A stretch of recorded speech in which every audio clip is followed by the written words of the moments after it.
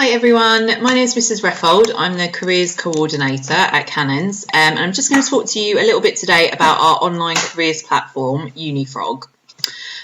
So our commitment to all students at Cannons is to provide you with outstanding careers guidance and support in choosing your next steps after school and in school as well. All students in all year groups are given access to Unifrog, and the platform allows you to kind of explore your different career paths, different subject areas, and it offers various other tools to help you make informed decisions about your future. This is the suite of different tools that Unifrog offers. They're under kind of sub-categories. So you've got an exploring pathways category, searching for opportunities, recording what you've done, drafting applications, and making applications. Some of these tools will be more relevant to you than others if you're in Year 7 and Year 8, but gradually as you work your way through school, you will end up using all of these different tools at some point. The area that I'm going to talk to you about today is the Exploring Pathways area, which I think is probably the most relevant to you at the moment. This area is about exploration of different career options and subject options, and the first tool we're going to look at is the Careers Library. This allows you to explore different career paths and it provides information from a range of different sources, and it includes interviews with people working within the different industry or career sectors. When you go onto Unifrog, you would click on this button here, which says go to tool, and that would take you through to a page that looks like this. So you can search by keyword, you can search by school subjects. If you're not entirely sure, you could look at career areas. Once you've found a role that interests you, you can watch interviews from people working within that industry and learn more about the skills that are required for that role. So for example, architects, engineering, nursing, you would type in your keyword and it would pull you through to information about that job. You'd learn more about the entry requirements, the various routes into the role and the expected salary of specific careers. And you can then, if you find a few different careers that you're interested in, you can favourite them by clicking on these little hearts here, and they'll then appear on your Careers Library dashboard. The second area in the Exploring Pathways tool is the Subjects Library, which works very similarly to the Careers Library, but instead of looking by career area, you can look by subject area. It will provide in-depth sections covering reading lists, podcasts, films to watch, articles to read, and topics to think about that are relevant right now. It looks very similar to the Careers Library, so you can search by keyword or by school subject. And then you can search by area or by characteristic or by interests.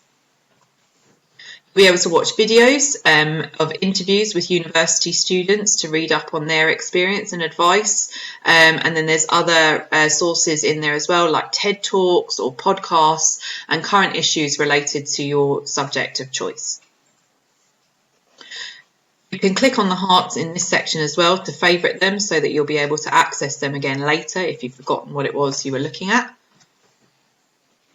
And then the next tool is the Know-How Library tool, and this is filled with different videos and guides to help you research opportunities that will be available to you when you do come to leave school. And there's also topics in there like citizenship and well-being.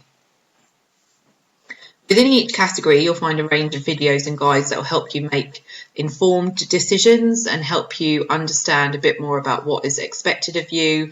For example, things like pros and cons of going to university or doing an apprenticeship or going to a sixth form college or a FE college. There's lots of information in there. Another new tool, which I think is very popular, is the Personality Profile tool. This is a really, really nice tool if you're not entirely sure what you want to do when you leave school or the right pathway for you. It's a very short quiz which can be completed in about 10 to 15 minutes, and it just goes through and will allocate you to a personality profile based on your answers. And you can then use this as a category to explore careers or subjects commonly associated with that personality type. If you click on the More section in the profile, you'll see a more detailed description of your personality, as well as other information like famous people who have the same personality type as you. The Activities tool provides templates so that you can record examples of activities which underline your personal experiences. So, for example, different achievements or activities that you've done at school. Maybe you're in the school government, or maybe you are a prefect. Those are things that you absolutely should log in here. So you would click on Add an Activity to take you through to the template. And then to complete it, you would state the role and select an activity type from the drop-down menu. If you need help on how to define the type of activity, you can use the guides which are already in there for you. And you need to write the description, and there are some kind of pre-written ones in there, but those are just to give you ideas. It does need to be your own words, and you do need to write your own examples yourself. Once you've completed that, you can click on Add Activity at the bottom of the page, and that will save it for you, and then you can email it to teachers or to me for feedback if you want to. These are some of the other tools that you might be interested in having a quick look at.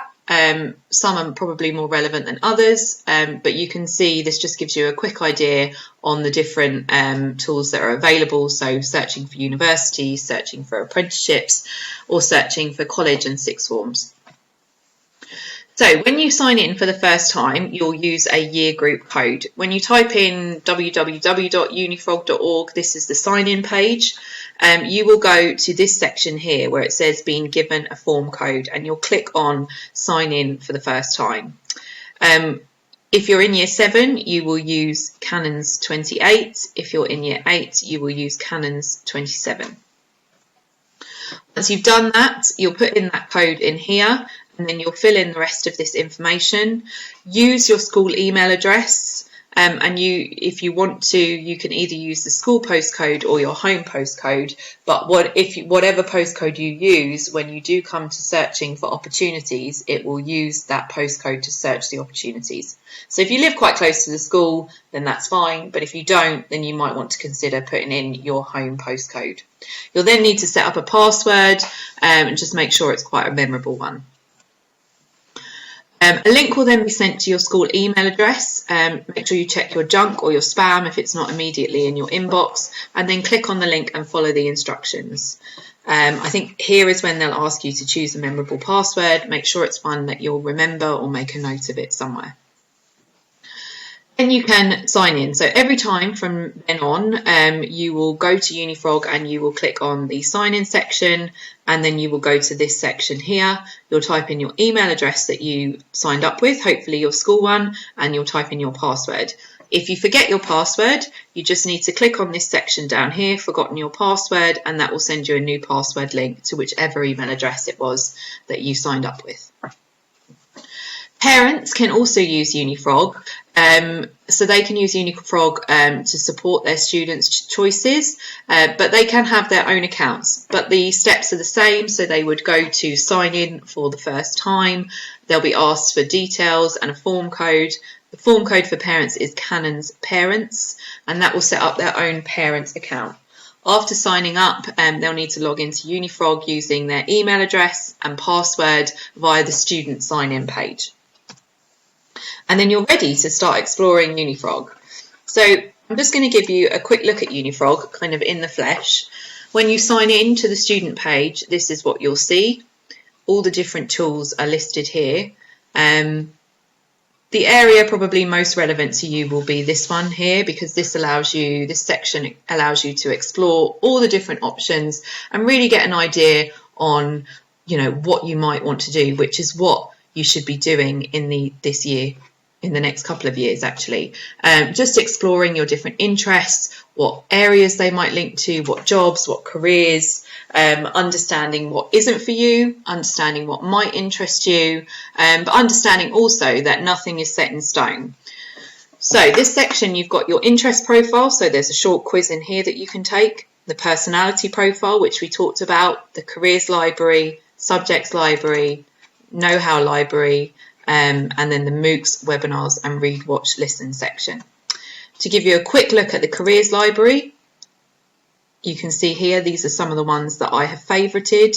This was the section that we spoke about where you type in a keyword. But I'm going to click on one that I've favorited, which is the forensic computer analyst.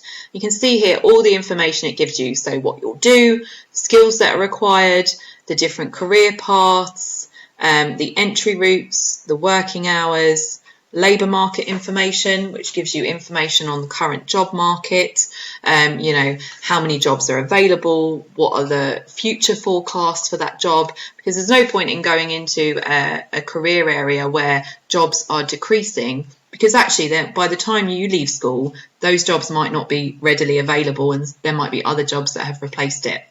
That's why labour market information is so important. Once you've had a look through that area, you can obviously go back to different jobs that you've favorited as well. The webinar section is also a really interesting section that we haven't talked about. You can look at up and coming webinars, so ones that haven't started yet, that are due to start in the next few weeks. And then you can look at past webinars that have been done, and you can look at the different series. So the series here about UK universities, applications, subject discovery, international universities, skill development, and results day and clearing. If you look at skills development, for example, you see there's different webinars in here. If I wanted to look about the digital skills that we might need moving forward, you can click on here and blow it up like this. They're all about 40 minutes long. I'd really encourage you to have a look at those as the year progresses. For now, I think it's really important just for you to explore Unifrog, use the different tools, play around with it, try to kind of get a feel about how it works and what areas of it you're going to make the most use of in the coming academic year. You will be given time during PSHE to sign in. And you will have a lesson on it, but in the meantime, you're more than welcome to log in and play around with it yourself. So good luck. If you do have any problems, you can come and speak to me or your teacher, and we'll walk you through it and make sure that you're able to get set up with your account. Thank you.